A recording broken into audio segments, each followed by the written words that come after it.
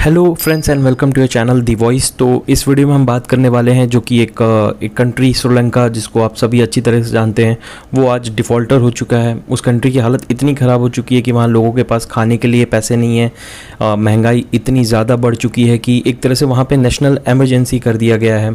तो ये एक ऐसी कंट्री जो कि इतनी अच्छी कंट्री हुआ करती थी, मतलब एक तरह से एक बहुत ही well developed South East Asia में अगर देखा जाए, एशिया इस रीजन में देखा जाए तो काफ़ी वेल डेवलप्ड कंट्री हुआ करती थी। और बहुत सारे रिपोर्ट्स भी थे जिसमें कि श्रीलंका को काफ़ी अच्छा डाइवर्सिफाइड कंट्री माना जाता था, बहुत पीस कीपिंग कंट्री थी। लेकिन उस कंट्री को कहाँ से कहाँ तक पहुँचाने में किसका हाथ था, क्या था, तो इस वीडियो पे हम एकदम डिटेल में इस जानेंगे कि कैसे ये क्यों हुआ, इसके पीछे क्या रीज़न था और क्या कुछ किया जा सकता है श्रीलंका को वैसा लाने में जैसा श्रीलंका पहले हुआ करता था। क्योंकि ये इंडिया के लिए ज़रूरी है। किसी भी कंट्री का अगर नेबर कंट्री में इतना ज़्यादा इनस्टेबिलिटी होता है तो वो सही नहीं होता किसी भी नेबरिंग कंट्री के लिए। तो यहाँ पे आप देख सकते हैं कि बहुत ही ज़्यादा केओस मचा हुआ है। लोग यहाँ पे प्रेसिडेंट पैलेस में डायरेक्ट जा रहे हैं। आप यहाँ पे क्लियर देख सकते हैं विजुअल कि लोग प्रेसिडेंट पैलेस में जा चुके थे, पूरा उन्होंने प्रेसिडेंट पैलेस कैप्चर कर लिया। वीडियोज़ वहाँ पे लोग स्विमिंग पूल में डांस कर रहे हैं, गाने बज रहे हैं, बहुत सारी चीज़ें हो रही थी और बहुत सारे आगजनी भी हुई है, लोगों पर टीयर गैस भी छोड़े गए हैं। तो ये स्टार्ट कैसे हुआ श्रीलंका, एक तरह से आप अगर पिछले हिस्ट्री देखा जाए तो बहुत ही एक काफ़ी ऐसा कंट्री है जहाँ पे कि लोग टूरिस्ट प्लेस बहुत अच्छा था वहाँ पे, बट कोविड की वजह से जो टूरिज़्म इंडस्ट्री को सेटबैक लगा है वो बहुत ही ज़्यादा सेटबैक लगा है, स्पेशली श्रीलंका को, जिसकी वजह से उनकी इकोनॉमी और ख़राब होगी। करप्शन तो एक फैक्टर था ही वहाँ पे।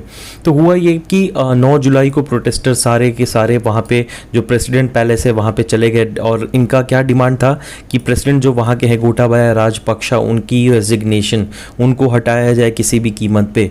लेकिन हुआ यहाँ पे क्या कि 9 जुलाई को पहुंचे, बट राजपक्षा जी जो हैं वो वहाँ पे एक मिलिट्री प्लेन से लेके मालदीव चले गए और मालदीव से वो सिंगापुर जाने की तैयारी में है। और जो प्राइम मिनिस्टर थे उस वक्त वहाँ पे रानिल विक्रमसिंघे, उनको एज ए एक्टिंग प्रेसिडेंट बना के वो वहाँ से चले गए, रफू चक्कर हो गए।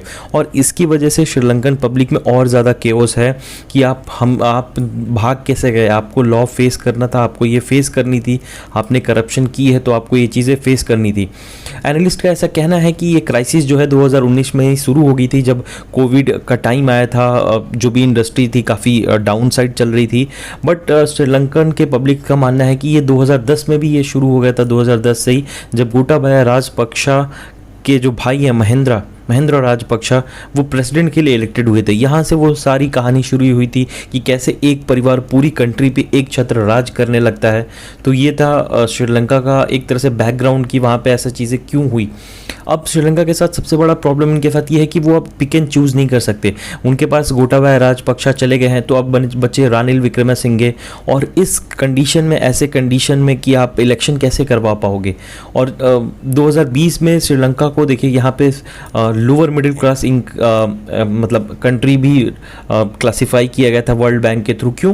क्योंकि करेंसी कोलैप्स हो गई और राइजिंग इन्फ्लेशन रेट, जबकि उससे पहले मिडिल इनकम सिर्फ कंट्री थी, लेकिन उसके बाद ये लोअर मिडिल इनकम में शिफ्ट हो गया।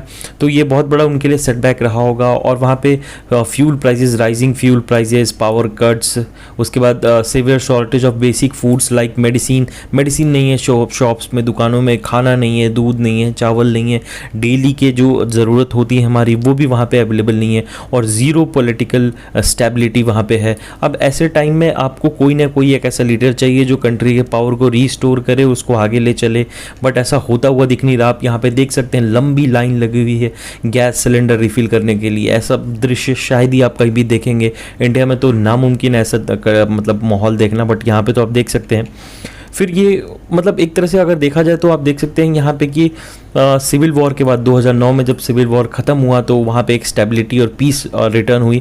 और यहाँ पे आप देख सकते हैं कि वर्ल्ड इकोनॉमिक फोरम ने 2016 की जो रिपोर्ट थी उसमें श्रीलंका को साउथ एशियाज़ रिचेस्ट इकोनॉमी का दर्जा दिया था। यहाँ पे higher education, best higher education की ट्रेनिंग भी दी जा रही थी, और उसके बाद बहुत सारी ऐसी चीज़ें चल रही थी कि ट्रेड यहाँ पे फ्लरिश कर रहा था, इंटरनेशनल टूरिज़्म यहाँ पे अच्छा हो रहा था। कंट्रीज़ की जो बीचेस थी, रिजॉर्ट्स थे, टी प्लांटेशन, जो चाय की खेती होती है, वो बहुत ज़्यादा मतलब एक तरह से बहुत ही अच्छा ग्रो कर रहा था श्रीलंका के लिए। और दैट इज़ प्रॉब्लम यहाँ पे यही हो गया कि जो यहाँ पे करप्शन हुआ, श्रीलंका में इतने हाई लेवल पे करप्शन हुआ जिसकी वजह से वहाँ की इकोनॉमी संभल नहीं पाई।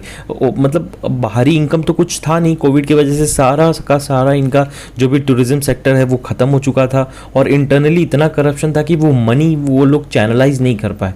तो अब इनके सामने बस दो ही है कि जो एक्टिंग प्राइम मिनिस्टर है रानिल विक्रमासिंघे, जो कि जो कि करंट एक्टिंग प्रेसिडेंट है, इनको की टेन्योर देना पड़ेगा और इनके साथ ही कंटिन्यू करना पड़ेगा जब तक कि कोई अनदर लीडर चुना नहीं जाता है। बट एक तरह से देखा जाए तो रानिल विक्रमसिंघे भी राजपक्षा फैमिली को ही बिलोंग मतलब फेवर करते हैं शुरू से ही, और अगर ये प्रोटेस्ट स्लो डाउन नहीं हुआ तो श्रीलंका एक तरह से आप देख सकते हैं लिबिया, इराक, इन सब जगहों पे क्या हो रखा है। तो एक तरह से ऐसी ही चीज़ें वहाँ पे भी होने की बहुत ही ज़्यादा संभावना है श्रीलंका में भी। तो इंडिया के लिए ये बहुत, इंडिया ने आगे बढ़ चढ़ के हेल्प भी किया है, बहुत सारे राशन के सामान इंडिया वहाँ पे एक्सपोर्ट भी कर रहा है विद ए ह्यूमैनिटेरियन ग्राउंड, जो कि बहुत अच्छी चीज़ है, क्योंकि हम नहीं चाहते कि हमारे बगल में लिबिया, इराक, सीरिया जैसी कंट्री बन जाए कोई एक और श्रीलंका, क्योंकि वहाँ पे तो गृह युद्ध जैसे हालात बिल्कुल ही हो चुके हैं। अगर गवर्नमेंट चेंज नहीं होती है तो यही होने वाला है, गृह युद्ध जैसे ही हालात होने वाले हैं वहाँ पे भी। तो ये था ओवरऑल श्रीलंका का जो क्राइसिस चल रहा है उस पर मेरा अपडेट। अगर आपको वीडियो अच्छी लगी होगी तो प्लीज़ वीडियो को शेयर कीजिए, चैनल को सब्सक्राइब कीजिए, अपने दोस्तों के साथ शेयर कीजिए। तब तक मिलते हैं आपसे अगली वीडियो में, तब तक take care and thank you.